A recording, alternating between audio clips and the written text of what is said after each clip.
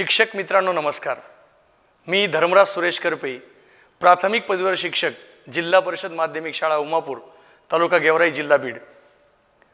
मित्रांनो, आज आपण गणित विषयाच्या अध्ययन स्तर 22 0 ते 50 पर्यंतच्या संख्यांची वजाबाकीचं चिन्ह वापरून वजाबाकी कशी करायची या 2-3 कृतींची चर्चा आज आपण या व्हिडिओमध्ये करणार आहोत.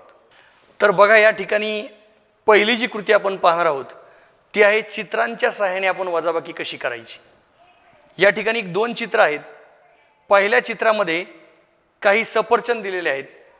आपलं वजाबाकीचं गणित आहे 4 + 3 = 1.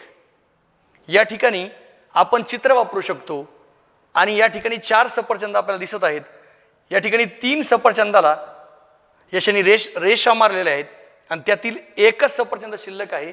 यातून आपण सांगू शकतो की आता एकच सफरचंद ही आली याची वजाबाकी. दुसऱ्या चित्रामध्ये सुद्धा आता थोडंसं वेगळ्या पद्धतीने आपण पाहत आहोत. दुसऱ्या चित्रामध्ये एकूण 3 फुलं आहेत, पण इथं आता आपल्याला वजाबाकी उत्तर दिलेलं आहे, पण नेमके कोणता अंक याच्यातून वजा केलाय हे शोधायचं आहे.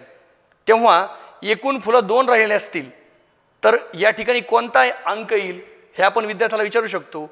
आणि मग ही 2 फुलं एका बाजूला, उरलं 1 फूल, म्हणून 3 मधून 1 गेले बरोबर 2.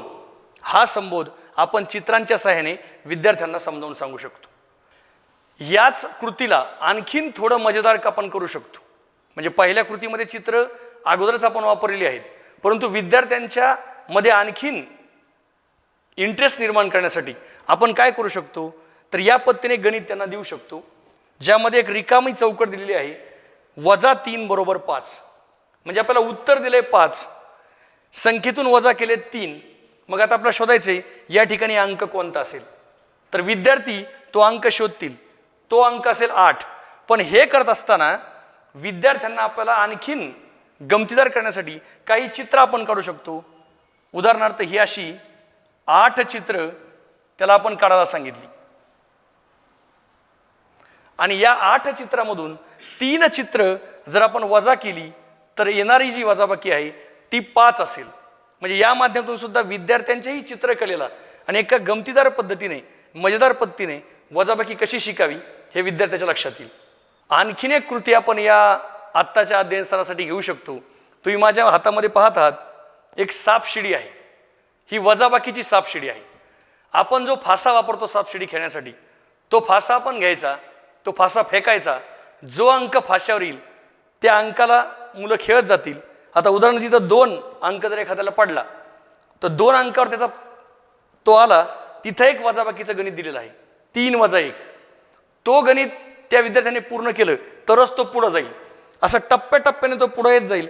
तुम्ही पाहत असाल, समजा तो परत 8 वर आला एखादा विद्यार्थी, तर 8 वाल्यानंतर पुन्हा एक गणित त्याला आपण दिलेलं आहे 20 - 5 = किती.